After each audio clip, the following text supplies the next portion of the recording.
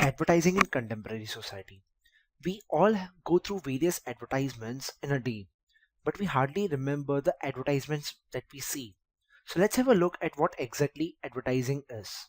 Advertising has been defined as any paid form for non-personal presentation and promotion of ideas, goods, or services by an identified sponsor, and more narrowly, as any human communication intended to persuade or influence buyers in their purchase decisions so as to modify the attitudes or behavior of the receiver of the message. Advertising not only impacts attitude but also the behavior, perception, needs, lifestyles, societal norms, learnings of the people who go through these various advertisings. Now, what are needs? Needs and wants always keeps on increasing, and advertising plays an important role to increase the needs and wants of the people. Learning. Some knowledge and information is what the person wants and can be used for making a decision. Information that a person gains may be positive or negative. It reduces the risk factor by gaining information. Advertising lies at the juncture where culture and economy both interact with each other. Its primary purpose is to sell products and services by simulating purchases behavior, and it does this by using strategies that rework culture, creating aspirations and new desires for products. The major environmental factors that impact advertisings are the economy, demography, culture, society, political, legal system, technology, and environment.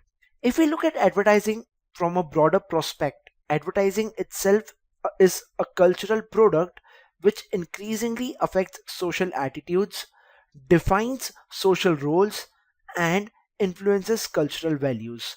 Influenced by these factors, advertising evolved and developed a particular profile in Indian society as a mean of simulating the consumptions of products generated by new and expanding industries. Liberalization and the resultant change in the buying patterns of the people. We all know that in the year 1991, a big economic change took place in India, wherein we opened our doors for the foreign markets and foreign companies to come and invest in India.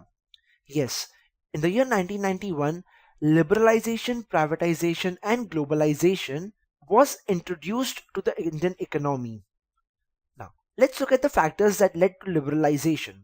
The first factor that led to liberalization was the post independence period, that is, the period wherein our country was underdeveloped. In 1947, after independence, India had the classic profile of being the underdeveloped country, comprising of small elites, large number of peasants, and a predominantly rural population, high poverty levels, high mortality rates, and low life expectancy, poor nutrition, and an economy dominated by agriculture and exports of primary products. The second factor that led to liberalization of the Indian economy was Fabian socialism. Indian leaders, they embarked on a program based on Fabian socialism, that is a program of socialism from within the society, which tried to raise the living standards and development without any western support. The third point that led to liberalization was non-aligned movement. India played a leading role in the non-aligned movement but looked to Russia for aid and markets. Their policies included protection of local industries with tariffs on imported goods and the establishing of import substitution industries. The aim was to establish a mixed economy of private enterprise and government planning. Priority was given to heavy industrial production rather than consumer goods. The next point that led or the next factor that led to the liberalization movement in India was the constant borrowing of loan from the World Bank. The World Bank flooded India with loans in the 1950s in an attempt to change India's policy from import substitution and government intervention in the economy and to bring it into orbit of the West. It formed a group which promised more increases in aid if India would move towards more free market exports oriented policies. The decade of war and thoughts. We all know India has faced many wars post independence period. The World Bank pressured the leaderships to devalue the currency by 50% in the year 1996. At this time, India's major market were the Eastern Bloc countries, especially the Soviet Union, which later break into Russia. Before 1965, growth had reached GNP of 4.2%, but for the next decade, war, droughts, and external factors reduced the growth and the economy stagnated. Because of the war, the economy was halted or it came to an halt, and it had a deep impact on the economy of India.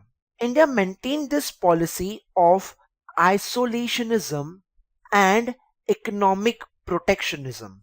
Now, while maintaining this policy of isolationism and economic protectionism behind trade barriers for approximately over 2 decades, it did not play a major role in internationalization of world economy that took place before 1980s.